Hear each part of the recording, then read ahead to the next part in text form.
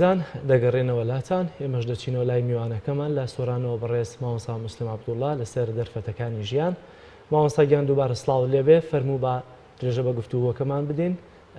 پرسیارەکەمان ئەوە بوو کە ئایا دەرفەتەکانی ژیان کامانن و ئامانج لەم ناونیشانە چییە لەوەی کە باز لە دەرفەتەکانی ژیان بدەین؟ ئایا ئاینی ئیسلام هیچ بنەما و ڕێچکەیەکمان بۆ دانێ کە ئێمەی مرۆڤ چۆن دەرفەتەکانی ژیانی خۆمان بقۆزینەوە، چۆن سوود لە دەرفەتەکان ببینین کە ئەگەر میوانەکەمان دیارە هێشتا هەروەها مامۆستا ئەگەر لە گفتوگۆکەماندا زیاتر باسی ئەو بکەین کە خی گەورە لە ژیانماندا چەندین دەرفەتی زێڕینمان پێدەبەخشێت لەوەی کە کاتمان پێدەبەخشێت کە بتوانین لە ژیانماندا سوودی لێ وەربگرین، وەروەها تەمەنمان، وەروەها لەش ساغیمان، وەروەها گەنجەتیمان کە تاوەکو بچینە تەمەنەوە. ئەمانە هەمووی ئەو دەرفەتانن کە دەتوانین هەم خزمەتی ژیانی پێ بکەین، هەم خزمەتی ئاینی پیرۆزی ئیسلامی پێ بکەین. میوانەکەمان ئەگەر ئامادە بێت مامۆستا مسلیم، مامۆستا سڵای خوا لێبێ دووبارە ئەگەر درێژە بە گفتوگۆکەمان بدەین ئەو دەرفەتانە چین کە خوای گەورە لە ژیانماندا پێمان دەبەخشێت و پێویستە ئاگامان لێیان بێت و پارێزگاری لەو دەرفەتانە بان بکەین. بسم الله الرحمن الرحيم، الحمد لله رب العالمين، والصلاة والسلام على خير خلق محمد وعلى آله وصحبه وسلم. ربنا لا تزغ قلوبنا بعد إذ هديتنا وهب لنا من لدنك رحمة إنك أنت الوهاب. آمين. زۆر سپاس بۆ ئەم دەرفەتە، سڵای خوا لە ئێوەی بەڕێز و خۆش ئیسیش بێت و لە سەرجەم بینەرانی کەناڵی ئاسمانی پێیان بێت. خۆشحاڵم کە لە بەرنامەی بەیانی ڕۆژ بەشدارم. بێگومان دەرفەتەکان ئەگەر ئینسان بەکاریان بینێت هەم دەتوانێت لە دنیادا خزمەتی خۆی و خزمەتی خەڵکی پێ بکات، هەم دەتوانێت لە دوا ڕۆژیشدا سەرفرازی و ڕەزامەندی خوای گەورە بەدەست بێنێت. بۆیە ئینسانی عاقڵ، ئینسانی ژیر کاتێک کە دەرفەتێک دێتە پێش ئەو دەرفەتانە بێ بقۆزێتەوە، لەوانەیە سبەی دووی ئەو دەرفەتانە نەمینێن، لەوانێت تێپەڕێت، لەوانێت مانعێک بربەستێک بێتە پێش کە نەتوانێت وەکو پێویست ئەو دەرفەتانە بقۆزیتەوە و بەکاریان بینی لە شتی چاکە.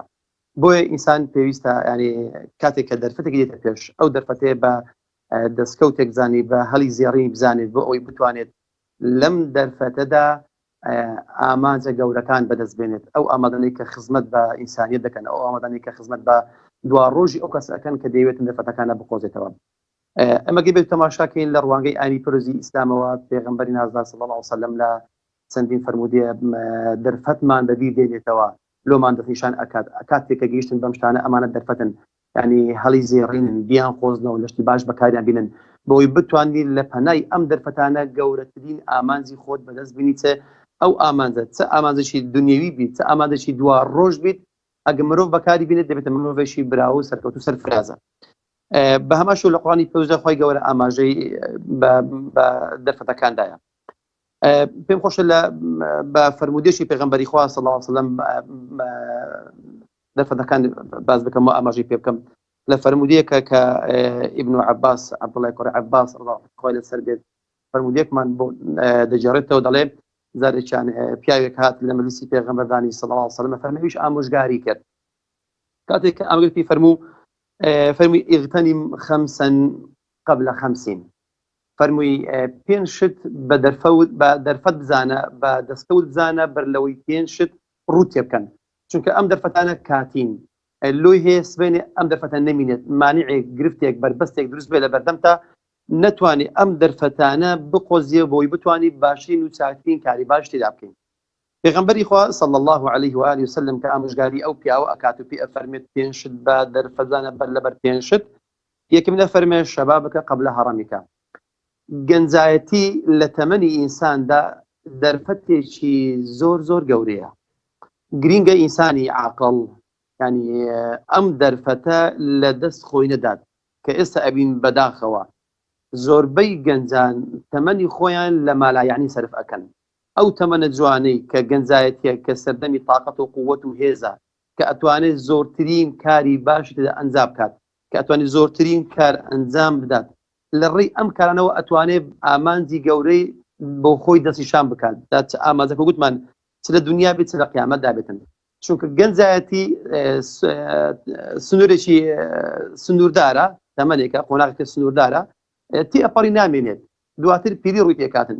بۆیە پێغەمبەر صلی الله علیه وسلم لەوە دەست پێکا فەرمێت کاتێک کە گەنجی کە لە سەر تااقەت و توانەدەی کە دەرفەتێکی زۆر گەورەیە، هەڵێکی زێڕینە، گەنج لە گەنجینەوە هاتیە، یعنی ئینسان لە تەمەنی گەنجایەتی ئەتوانێت هەرچی شتە ئەتوانێت ببەخشێت، ئەتوانێت شتە بیکاتن بە زمانی بەدەستی بە قاچی بە هەموو جەواریحەکانی. بۆیە با گەنجایەتی بە دەرفەتێکی زێڕین تەماشا بکەین، چونکە ئەگەر پیری و بە ساڵاتچون ڕووی تێکردی ئیدی ئەم دەرفەتە نەما ئەو جارەی ئەبێ خۆزگە بخوازێ کە خۆزگەش سوود و کەچینم. کێسا بین بەڕاستی ینی گەنجانی ئەم سەردەمە تەمەنی خۆیان بە فیڕۆ ئەدەن، لەشتی بێمەعنا، لەشتی بێکەڵک، لەشتی بێبەها، لەشتی بێ ئەنجام سەرف ئەکەن، دواتر کە پیریش ئەبن و دەستن ناو ساڵانەوە جارێکی تر خەفەت ئەخۆنەوە بۆ ئەو ڕابردێکە هیچیان نەکرد. ئەمە یەک. دوو ئەفەرمێت صحتەکە قبل مەڕەضیکە، تەندروستی باش نیعمەتێکی زۆر گەورەیە بەر لەوەی ئینسان نەخۆش بکەوێت. ئەو کارانێک کە لە قۆناغی لەش ساغیە ئەکرێن لە کاتی نەخۆشکەوتن و لەسەر جێگای و زەلیلبوونە ئینسان بۆی ناکرێت. بۆی ئینسان ئەبێ کاتێک کە بینیت ئێستا ساغین، ئێستا لە شولارمان ڕێکە، ئەیمانە ئەتوانین بەم سەحەتە ڕەزامەندی خوای گەورە بەدەست بێنین، ئەتوانین بەو تەندروستی خزمەتێکی باشی کۆمەڵگاش بکەین، چونکە ئەوی کە بە لە ساغی ئەکرێت گومان لەو دەنێت کە بە نەخۆشی ناکرێتن. سێم نەفەرمێ غێناکە قبل فەقڕێکە، دەوڵەمەندی ماڵ سەروەت و سامان چ دەوڵەتی دەروون بێت، چ دەوڵەمەندی سامان بێت، چ دەوڵەمەندی جەستە و لاشە بێتن، ئەمانە هەمووی سەرمایی ئینسانن. ئینسان گرنگە بەر لەوەی نەبوونی، نەداری، پەککەوتەیی، بێ احتیاجی ڕووی تێ بکاتن، هەوڵدا ئەو دەوڵەمەندی کە هەیتی سەرفی کاتن بتوانێتن بەم دەوڵەمەندیە خزمەتێک بک بە دەوروبەری خۆی و بە خۆی و بە خێزانی و بە دوا ڕۆژی شاب. بۆیە ئەوانەی کە بەتایبەت خوا پێداون، کەم خوای گەورە ماڵی پێداون، گرینگە ئەو ماڵێ بەکار بێنن لەشتی چاک باش، چونکە ئەم ماڵە ئەمانەتێکە. زۆرمان بینیوە لەو پەڕی دەوڵەمەندیە ئیفلاسی هێنای و شکستی هێنای و ئێستا هەرچی مەبەست و نیازە، هەرچی پرۆژەیە، هەرچی ئەوێ بیکاتن بۆ جێبەجێ ناکرێت، بۆ دەرفەتەکەی لەدەستدا، احتیمالی ئەم دەرفەتەش دووبارە نەبێتەوە. بۆیە پێویستە ئینسانی عاقڵ و ژیر ئەم دەرفەتانە بقوزێتەوە، لەشتی باشی بەکاربێنێت.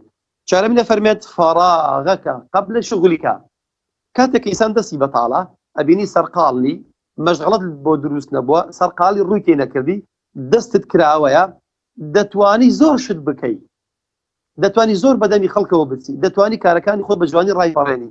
بەڵام ئەگەر سەرقاڵی ڕووی تێکردی، ئیشت بۆ دروست بوون، ئەمە دەبێتە گرفتێک، دەبێتە عەرقەڵەیەک لە بەردەمی تۆیە کە ناتوانی کارەکانی خۆت جێبەجێ بکەی و ناتوانی بەدەم خەڵکی شۆ تیشەکانی خەڵکشە جێبەجێ بکەی.